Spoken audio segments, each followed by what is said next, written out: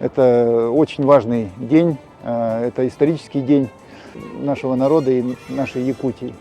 И такие деятели, как Платон Алексеевич Аюнский, Максим Кирович Аммосов, Исидор Никифорович Барахов, Степан Максимович Аржаков, Степан Васильевич Васильев, вложившие много сил и воли в создание Якутии, мечтали, чтобы наша Якутия была процветающей, чтобы наши жители получили все возможные блага. Даже если взять вот такую историю нашего исторического парка, буквально 7 лет назад он появился здесь на совершенно пустой площадке, а сегодня мы бросаем взгляд вокруг, это новостройки, грандиозные изменения, и это вот как раз то, ради чего наши отцы-основатели в начале прошлого века делали все, чтобы создать такие условия для основания республики. Они вот как раз, их помыслы сегодня реализуются в жизнь.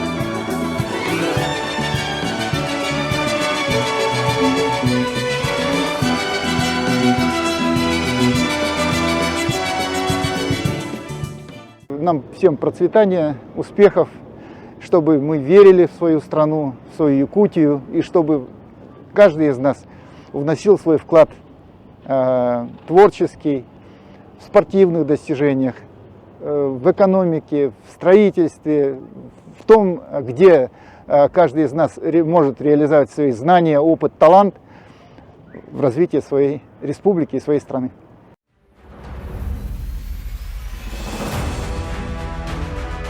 На площадке исторического парка «Россия. Моя история» уже в 6-й раз прошел самый масштабный диктант на знание истории Великой Отечественной войны – диктант Победы. В 2024 году мы отмечаем 80-летие со дня полного освобождения Ленинграда от фашистской блокады и 35-летие со дня окончания вывода советских войск из Афганистана. Именно этим ключевым датам были посвящены вопросы диктанта Победы. Сегодня мероприятия проходили в историческом парке «Россия. Моя история». Благодаря этому тестированию, диктанту, я погружусь еще раз в события Великой Отечественной войны. Было очень много молодых людей, участников диктанта, что очень радует. Это говорит, наверное, о том, что значимость победы в Великой Отечественной войне для молодого поколения остается актуальной, и они неравнодушны. В рамках диктанта Победы по всей нашей стране впервые прошла акция «Письмо герою», где участники написали свои письма пожелания участникам специальной военной операции. Впечатление, вообще тест сложный. Так, если человек знает только там школьную программу, да, изучал, то мало что может ответить.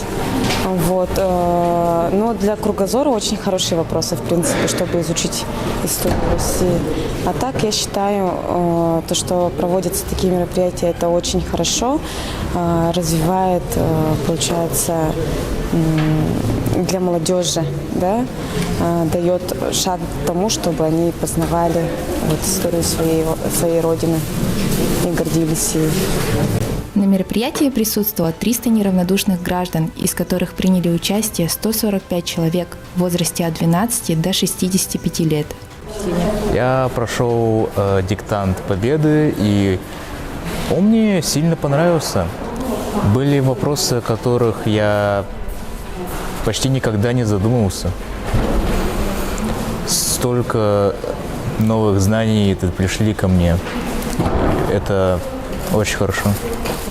Очень были, как бы несложные, но очень хорошие вопросы, где уже мозг включила прям. Думаю, ответила все верно, и балл будет хороший. Диктант Победы завершился праздничным осохой. Ознакомиться с результатами диктанта Победы вы сможете на сайте диктантпобеды.рф.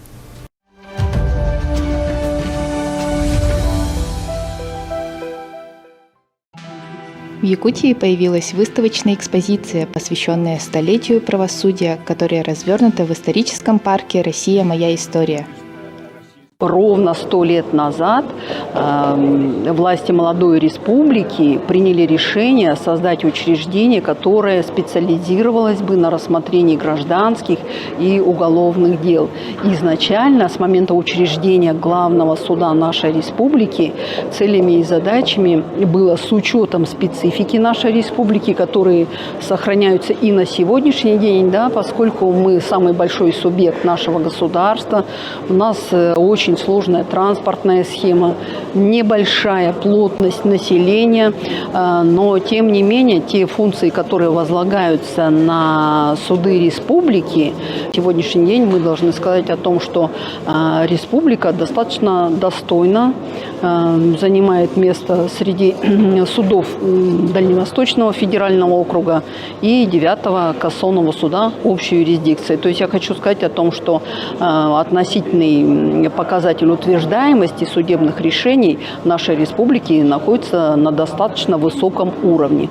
История главного судебного органа республики началась с приказа Наркомата юстиции Якутской автономной Советской Социалистической Республики, которым 100 лет назад на территории молодой республики был учрежден главный суд Якутской автономной Советской Социалистической Республики, впоследствии переименованный Верховный суд Республики Саха-Якутия.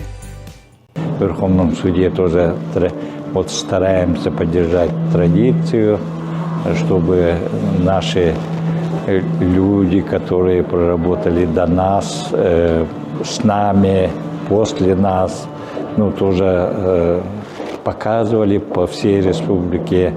Мы информацию хотим довести до простых людей, что есть такой суд, что у нас есть своя история.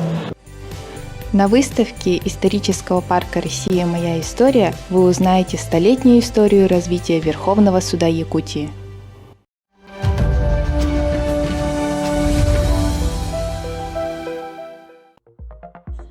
27 апреля Главное управление МЧС России по Республике Саха-Якутия отметило знаменательную дату. 30 апреля пожарной охране России исполнится 375 лет.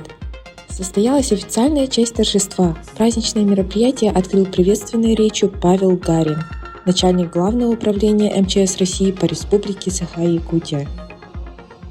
Я хочу первое поздравить всех ветеранов пожарной охраны, всех сотрудников пожарной охраны Якутского пожарно-спасательного гарнизона, территориального пожарно-спасательного гарнизона, Главного управления МЧС России по Республике Саха-Якутия с 375-й годовщиной создания пожарной охраны Российской Федерации.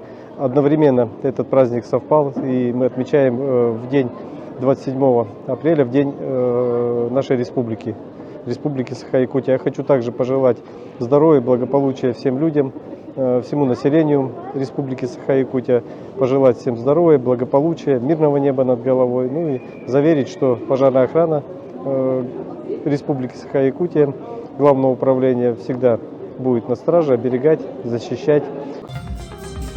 Наиболее отличившимся пожарным и спасателям вручены ведомственные награды. Очередные специальные звания, медали МЧС России, знаки отличия, сертификаты на приобретение специализированной техники.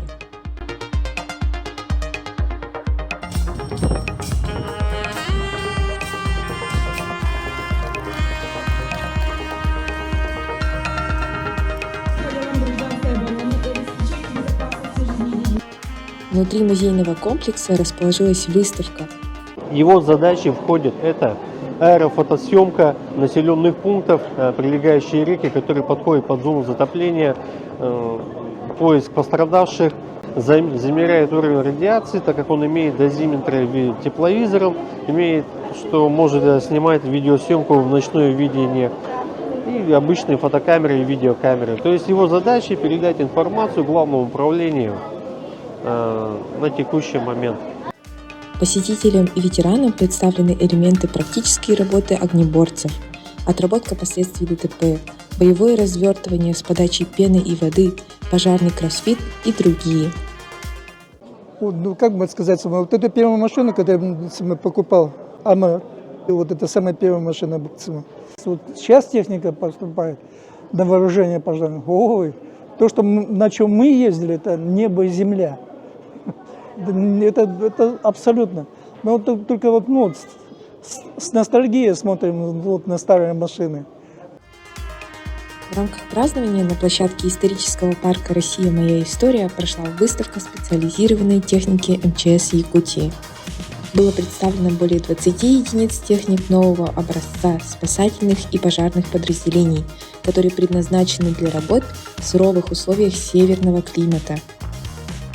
Сегодня у нас большое мероприятие торжественное отмечает пожарная служба Якутии МЧС 375 лет пожарному делу в России. Это большая история. Сегодня были вручены награды, в том числе награды президента России. И это радует, что такая вот служба у нас работает. Были вручены сертификаты на новую технику. Идет обновление по всем направлениям, это чувствуется сегодня. Вот это радует. И я хотел бы нашу службу, огнеборцев наших, конечно, тоже поздравить с этой знаменательной датой.